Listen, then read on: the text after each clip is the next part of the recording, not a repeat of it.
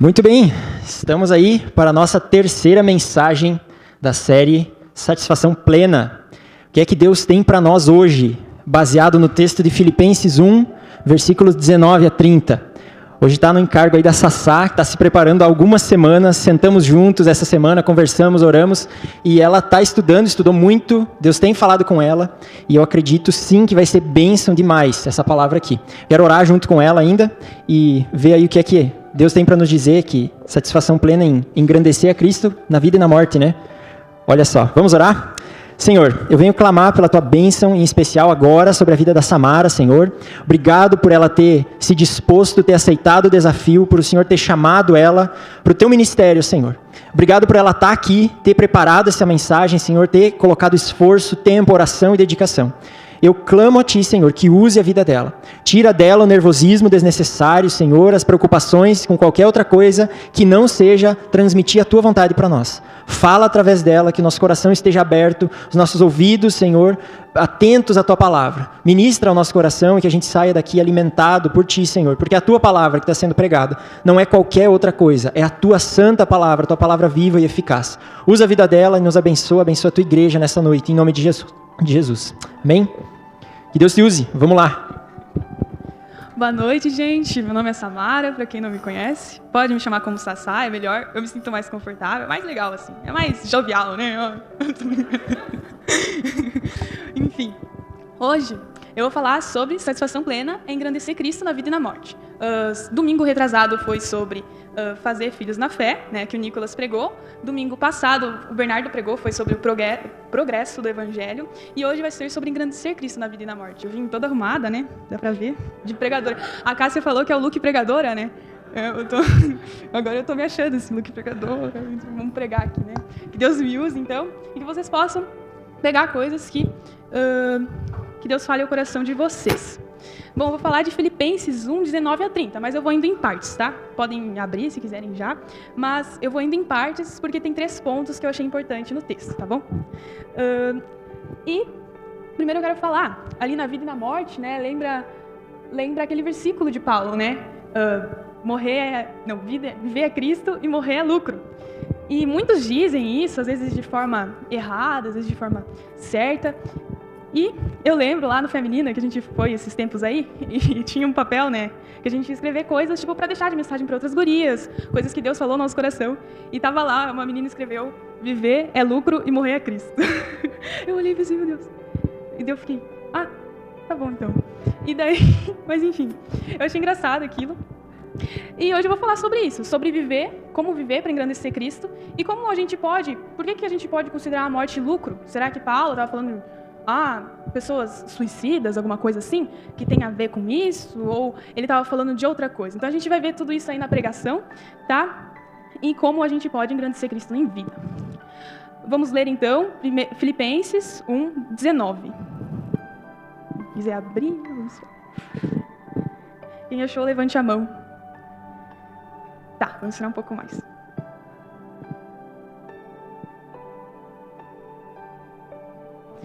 Bom, pois sei que o que me aconteceu resultará em minha libertação, graças às orações de vocês e ao auxílio do Espírito de Jesus Cristo.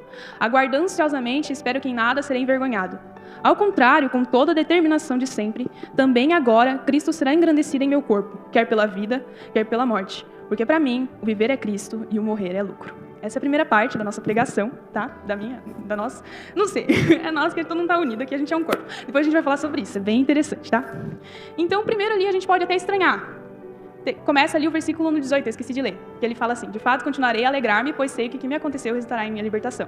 E a gente pode pensar, por que Paulo continuava a se alegrar? Primeiro tinha lá o fato do progresso do evangelho que estava acontecendo por causa da prisão dele, o evangelho estava progredindo, estava indo para lugares, as pessoas estavam se inspirando até por motivos errados, né? Mas ele também diz aqui, pois sei que o que me aconteceu resultará em minha libertação. E aqui, gente, não é somente da libertação da cadeia. Aqui, ele também está falando libertação de coisas que atrapalhavam ele de engrandecer Cristo em vida. Tanto que ele fala, aguardo ansiosamente e espero que em nada serei envergonhado. Porque ele esperava, através desses sofrimentos, ser liberto de coisas que envergonhavam o nome de Cristo. Então, ele tinha isso como alvo principal. E um ponto que eu quero uma frase assim, que eu achei interessante aqui, eu estava lendo ali e achei legal de falar, é todo sofrimento desemboca em libertação.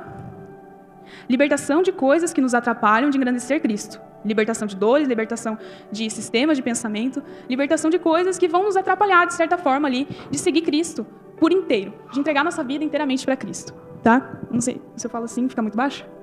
Tá, então eu vou colocar mais perto, tá? Enfim. Mas, então, a gente tem que ter essa visão no sofrimento. Muitas vezes a gente está sofrendo, a gente tem a nossa dor ali, a gente está preso naquilo e muitas vezes a gente só vê a dor. E isso é muito comum, né? Normalmente, quando a gente está ali no sofrimento, a gente só olha aquilo, a gente só olha o problema. E a gente fica ali achando que aquilo vai durar para sempre, muitas vezes. Só que, às vezes, a gente lembra, não, tudo passa. Tenho esperança, sabe? No fim, Cristo vai voltar e a gente vai viver eternamente com Ele. E Paulo está falando disso. Além da libertação de que Cristo vai voltar, ele está falando da libertação de coisas que nos atrapalham. Então, ele tem essa visão. A alegria dele era mantida por essa visão, que causava essa libertação de coisas que atrapalhavam ele. E essa palavra aqui nos lembra de Jó. Quem quiser abrir comigo. Assim, eu vou falando vários versículos aqui, eu vou citando alguns, mas não é necessário que abram todos, tá? Eu só vou citando ou vou comentar alguns, mas não é necessário que abram, tá bom? É Jó 13, 13 e 16. Que ele fala assim, Jó, a gente sabe que era um homem que sofreu muito na vida dele e muitas vezes ele não entendia o porquê que ele estava sofrendo. Ele ficava, mas por que eu estou sofrendo isso? Até os amigos dele tentavam achar respostas para aquilo que ele estava sofrendo. Mas olha o que ele diz. Aqui ele estava falando com os amigos, né? Tanto que ele fala, aquietem-se e tal. Mas vamos ver aqui. Aquietem-se, deixem-me falar, e aconteça comigo o que acontecer. Porque me põe em perigo, e toma minha vida em minhas mãos, embora ele me mate, ainda assim esperarei nele. Certo é que defenderei os meus caminhos diante dele. Aliás, será essa minha libertação, pois nenhum ímpio ousaria apresentar-se a ele. É interessante nesse texto que ele fala assim de Deus. Embora ele me mate, ele estava sofrendo, ele estava no cúmulo da dor. E ele fala, mesmo que Deus me mate, com todas as doenças que ele tinha, com todos os sofrimentos que ele estava tendo, perdendo tudo, ele ainda assim ia esperar nele, porque ele sabia que tudo o que estava passando resultava em libertação. E realmente, gente, depois ele é liberto, quando ele recebe uma revelação de Deus. Ele diz, como é que era? Ele fala assim... Peraí que eu tenho que lembrar do versículo, tá? Tá na minha cabeça, mas eu não estou sabendo falar.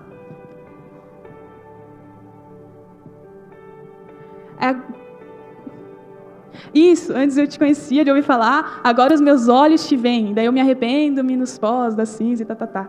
Porque, gente, o que cura os nossos ferimentos é a revelação de um Cristo, é a revelação de Deus, é a revelação de um homem de dores, que é Cristo Jesus. Que em Isaías 53 diz, tá? Isaías 53 fala que ele foi desprezado e rejeitado pelos homens, um homem de dores e experimentado no sofrimento, como alguém de quem os homens escondem o rosto. Foi desprezado e não o tínhamos em estima. Certamente ele tomou sobre si nossas enfermidades e sobre si levou nossas doenças. Contudo, nós o consideramos castigado por Deus atingido e afligido. Mas ele foi transpassado por causa das nossas transgressões. Foi esmagado por causa de nossas iniquidades. O castigo que nos trouxe paz estava sobre ele, e pelas suas feridas nós fomos curados. E uma coisa que eu quero dizer. Sabe quando a gente vai fazer uma sutura? A gente não, né? Os médicos, né? Normalmente a gente não faz sutura. Mas a gente machuca lá e daí tem uma parte ferida, né? Tem aqui e vai fazer o ponto, vai ligar duas partes feridas, né? E é isso que Cristo faz. Ele não somente quer curar a gente, mas ele entra dentro da dor. Ele entra dentro do sofrimento. Ele carrega nossas doenças, ele carrega nossas transgressões para nós sermos curados. Ele faz esse exercício da sutura. Ele liga duas partes feridas. E é por isso, gente, que Deus nos manda um consolador. Não é um anestesiador, não é uma pessoa que tira as nossas dores, mas é um consolador. Ele vem para chorar junto com a gente e para dizer, eu estou aqui contigo, eu sei o que está passando, eu sei a tua dor. E é isso que ele faz. Por isso que ele enviou seu Filho maravilhoso para morrer pela gente. Peraí, eu fiquei emocionada.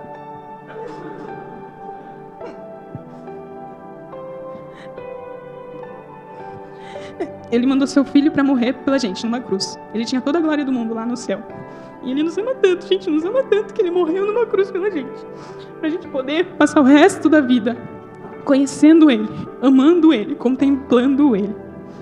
E isso, gente, Paulo fala que é através das orações e do Espírito Santo. Então a gente não tem como conseguir isso sozinho. A gente não tem como conseguir pelas nossas próprias forças. É somente o Espírito Santo que nos dá o amor verdadeiro por Cristo. É quando a gente aceita Cristo como Senhor Salvador, o Espírito Santo entra no nosso coração. E aí sim, ele vai transformar nossa vida, dia após dia, para a gente se tornar cada vez mais parecido com Cristo. Tá? Espera aí que eu vou passar aqui. Ai. E daí a gente vai pro versículo mais famoso: viver é Cristo e morrer é lucro. Gálatas 2:20 fala: assim já não sou mais eu quem vivo, mas Cristo quem vive em mim. Então, a partir de quando a gente aceita Cristo Jesus no nosso coração, a gente passa a viver Cristo, a gente passa a viver a vida dele na gente. E a gente passa a fazer tudo com excelência, tudo para Deus. Muitas vezes a gente passa a nossa vida vivendo e fazendo coisas bem feitas, vivendo de certa forma para que eu demonstre que eu sou assim. Eu demonstre que eu sou uma pessoa boa. Muitas vezes a gente faz coisas boas para que a gente se sinta bom, ou para que as pessoas vejam que a gente é bom. Ou que a gente faz uma coisa bem feita ali, eu vou fazer isso daqui, Deixa eu dar um exemplo aqui. No trabalho, na escola, sei lá, tu receber um projeto, tu vai fazer bem feito para que os outros vejam que você é capaz de fazer bem feito. E não, a gente deve fazer bem feito, mas tudo para Deus, para engrandecer o nome dele. E a gente tem que ir renovando nossa mente diariamente. É isso que Paulo fala também, né? Paulo é baita, né? Renovando nossa mente diariamente, através de pensando em coisas louváveis, coisas que são boas, coisas que são santas. Por quê, gente? Porque pensamento gera sentimento, que gera ação.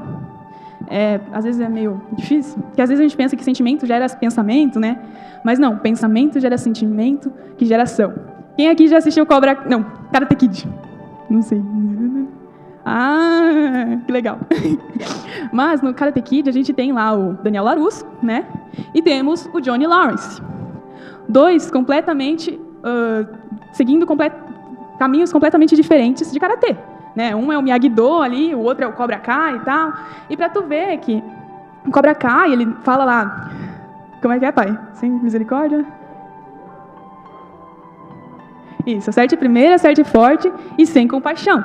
Porque isso era o que o Chris, durante a vida dele, tinha percebido. A gente vê em Cobra Kai o passado dele e tudo, e é sensacional. Né? Assistam Cobra Kai também, quem assistiu Karate Kid. E ele fala isso. E coloca na mente daquelas crianças aquilo. As crianças encontram uma segurança naquele lugar, eles encontram uma força que eles não tinham, e eles colocam aquilo na cabeça, assim, acerte primeiro, acerte firme, acerte forte, sem compaixão. Já o Miyagi-Do, ele é todo, né, lixa, pinta a cerca e tudo, e é outra fonte, outro meio de pensar. Ele usava o karatê como uma defesa. E a gente vê esse pensamento, essas fontes de pensamento, afetando os dois. Eu posso dizer que o Johnny Lawrence é um protagonista? Acho que mais um antagonista, né? Um antagonista. E daí ele é um antagonista ali porque ele tem esse pensamento ali e tal, e isso gera um sentimento nele de raiva, de ódio. Esse pensamento de acerte primeiro, acerte forte, sem compaixão, gera um sentimento de raiva nele, porque ele pensa demais naquilo, ele pensa que todos são inimigos dele, todos que vêm contra ele, e isso gera ação. Ele acaba batendo no Daniel LaRusso muitas vezes durante o filme. O Daniel LaRusso às vezes provoca também, vamos concordar aqui, né? Mas para fazer uma representação dessa ordem de coisas. Também música. Muitas vezes a gente escuta músicas assim pensando que não vai afetar em nada, mas muitas vezes as músicas que a gente escuta afetam sim ali o nosso estado emocional, porque a música é feita para isso. Por que a gente está aqui no louvor, né? A gente está aqui louvando, e muitas vezes a gente chora, né? A gente sente a presença de Deus, a gente ri, a gente fica com raiva às vezes, não no louvor, né? Mas escutando música. Porque a música ela é feita para isso, ela é feita para comover, ela é feita para tocar corações, ela é feita para a gente se identificar. Então, quando a gente passa muito tempo escutando músicas que nos levam a ter um sentimento de raiva, um sentimento de tristeza às vezes, um sentimento de coisas que nos fazem pecar, isso gera um sentimento na gente. E nos faz agir daquela forma, muitas vezes, quando a gente escuta de forma rotineira, né, aquelas músicas, tá? E esse é o primeiro ponto, que a gente vai engrandecer Cristo na vida e na morte, tendo essa visão de libertação, de que tudo que a gente sofre é para ser uma forma que Deus usa para libertar a gente de coisas que nos atrapalham de engrandecer Ele e de fazer tudo para Ele. O segundo ponto é permanecer para o progresso, meu Deus, a palavra me pega, para o progresso da Igreja de Cristo, tá? Então vamos ler lá Filipenses novamente. 22.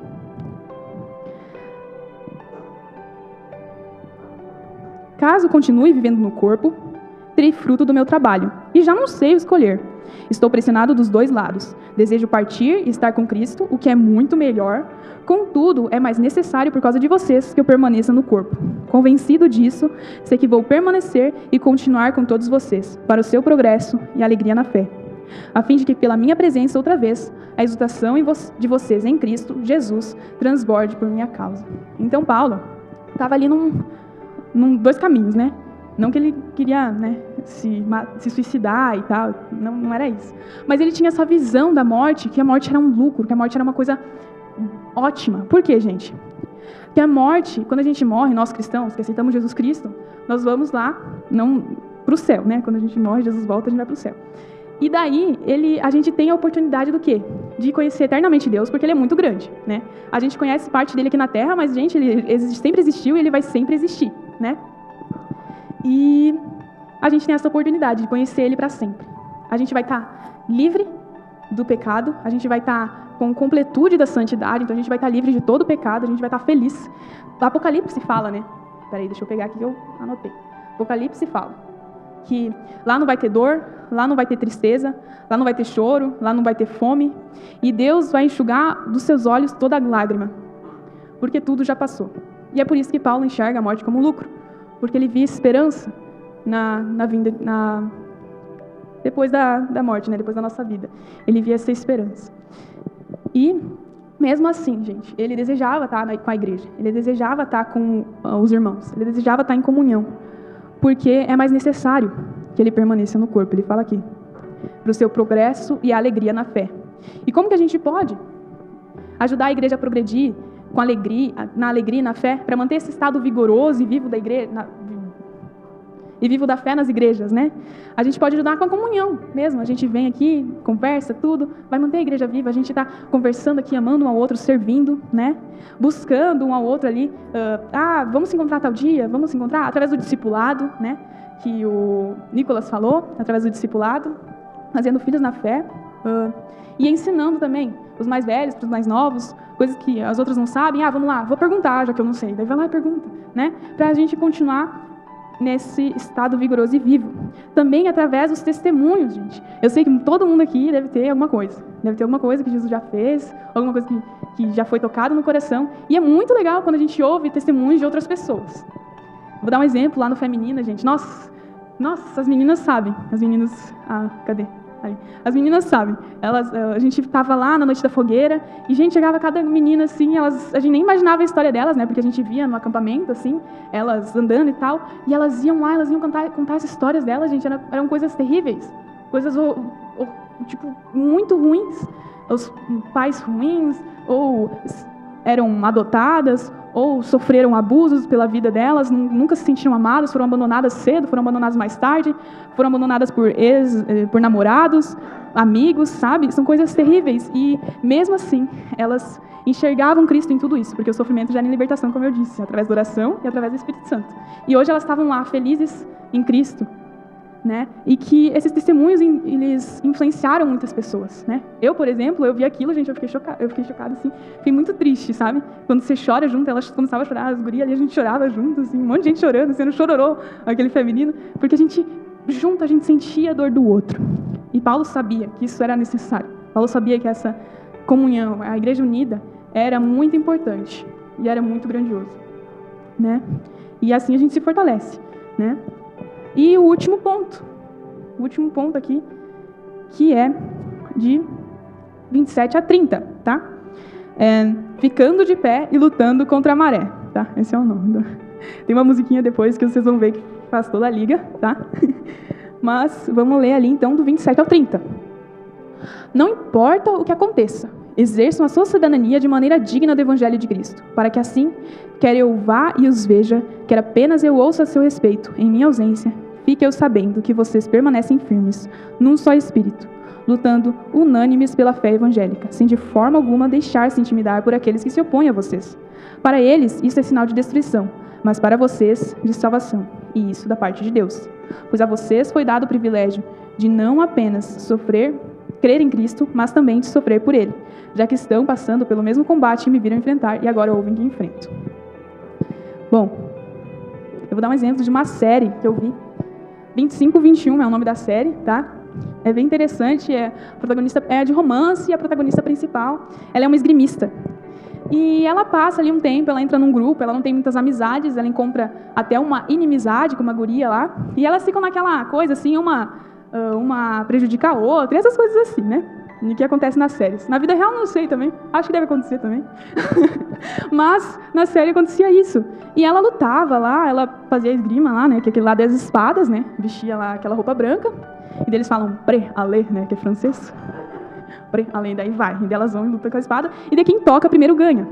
E nisso ela vai, só que acaba que não é aquela coisa quando ela ganha ali as primeiras competições dela, quando o time dela não é muito amigo dela. Só que depois ela tem esse sonho de ser esgrimista ali mundial, de ganhar para a Coreia, que ela é da Coreia. E ela tem esse sonho de ser esgrimista mundial. E nisso, numa dessas competições que ela está lutando, ela percebe, ela olha para trás, depois que ela consegue ali, e ela olha, ela percebe que as meninas ali estão torcendo por ela, e que a menina que tinha inimizade com ela, depois de um tempo, agora se tornou amiga dela, né? Depois de um tempo ali na série, se tornou amiga dela. Agora elas são melhores amigas na série. E nisso, ela olha para as gurias e ela pensa, cara, eu estou muito mais forte. Ela se sentia muito mais forte lutando pelo grupo, e não só por si. E ela via uma equipe, e ela queria ganhar de esgrimista mundial agora, não só por ela mesma, mas pela equipe e pela Coreia inteira. Ela queria representar o país dela. Então que a gente possa ficar de pé e lutar contra a maré juntos, em comunhão, permanecendo, né? Primeiro, seguir ali, ter essa visão de libertação, né? Que todo sofrimento gera libertação. Segundo, permanecendo para o progresso da Igreja de Cristo, na alegria e na fé, e ficando de pé lutando contra a maré juntos, em um só espírito. Efésios 4, 1-6 fala sobre isso. Quiserem abrir, podem abrir, isso daí é legal de ler. Efésios 4, 6. 4, na verdade, tá? 4 ao 6. Há um só corpo e um só espírito. Assim como a esperança para a qual vocês foram chamados é uma só. Há um só Senhor, uma só fé, um só batismo, um só Deus e Pai de todos, que é sobre todos, por meio de todos e em todos. Então que a gente possa ter essa noção. Que a gente não deixe, gente, coisas pequenas às vezes nos separar. Discordâncias de coisas que não... Paulo dizia, né? Não lembro que igreja que era, mas eles estavam lutando ali, estavam discutindo. Eu sou de Paulo, eu sou de Apolo. Eles estavam pegando essas visões aí, que eles tinham visões diferentes. É tipo agora, em vez de se reconciliar, né? Fica, eu sou arminiano, eu sou calvinista, sabe essas coisas assim? Então, que a gente possa, assim, apesar dessas diferenças, a gente possa saber que a gente segue o mesmo Deus, a mesma Bíblia, a mesma fé, e que a gente está junto nessa, gente. A gente não é para ficar brigando, a gente já tem que lutar contra o pecado, já tem que sofrer lá no mundo, né? Sofrer todo dia, fugindo do pecado, daí vem o diabo, daí vem, sofre batalha espiritual, e daí depois vem gente, daí ficam rindo de você, ficam caçoando você. A gente não sofre perseguição, mas muitas vezes a gente sofre algumas piadinhas, né? Muitas vezes, né? Mas que a gente saiba, que a gente continue junto, assim, unido e lutando pelo Evangelho unidos, né? A gente tem essa noção, que a gente tem essa percepção do que é certo juntos. Por quê, gente? Vou usar um exemplo de um livro, Cartas de um Diabo a Seu Aprendiz. Foi C.S. Lewis que escreveu.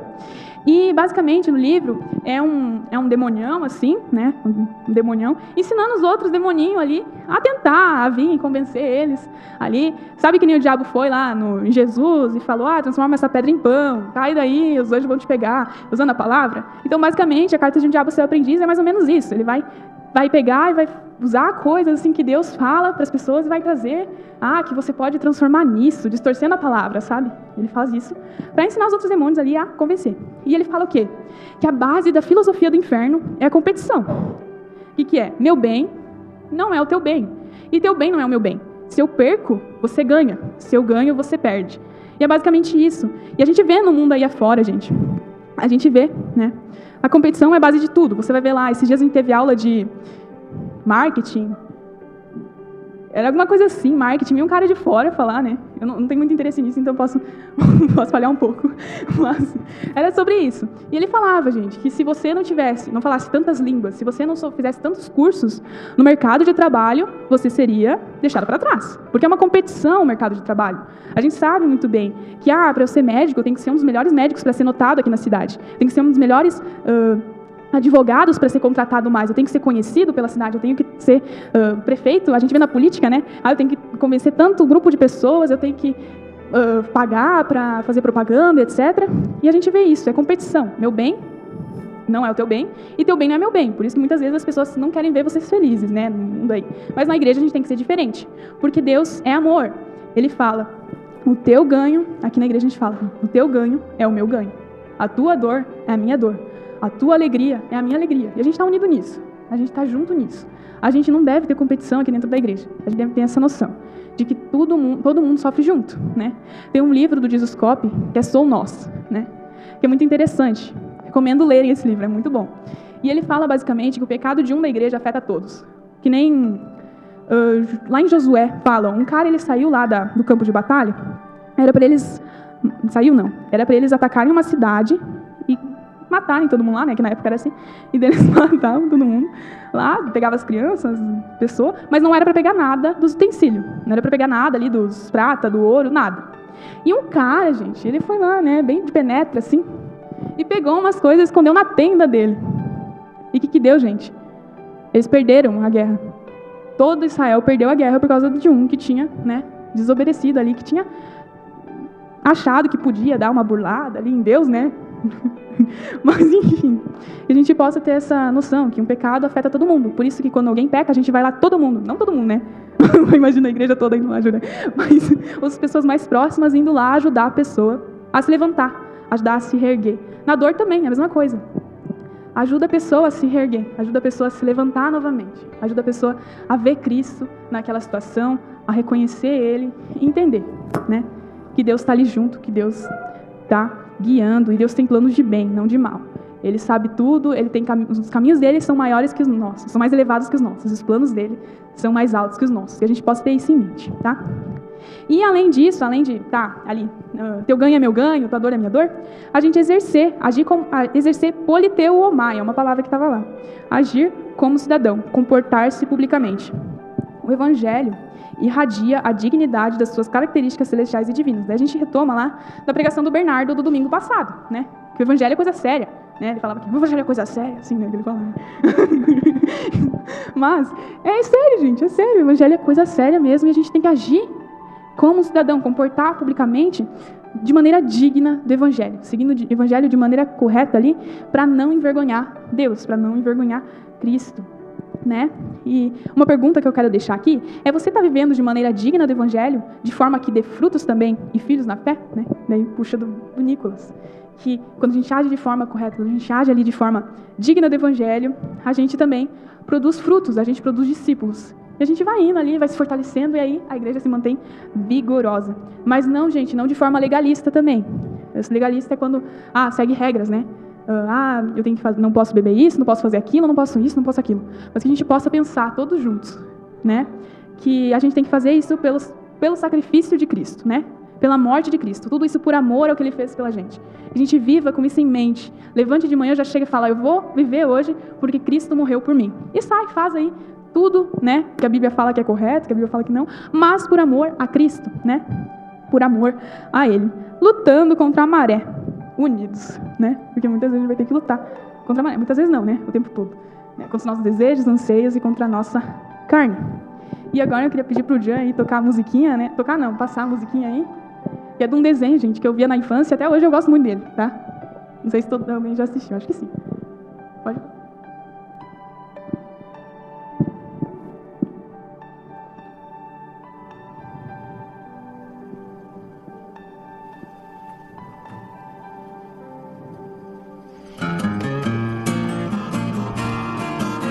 Não vou dar pra trás, não vou dar pra trás.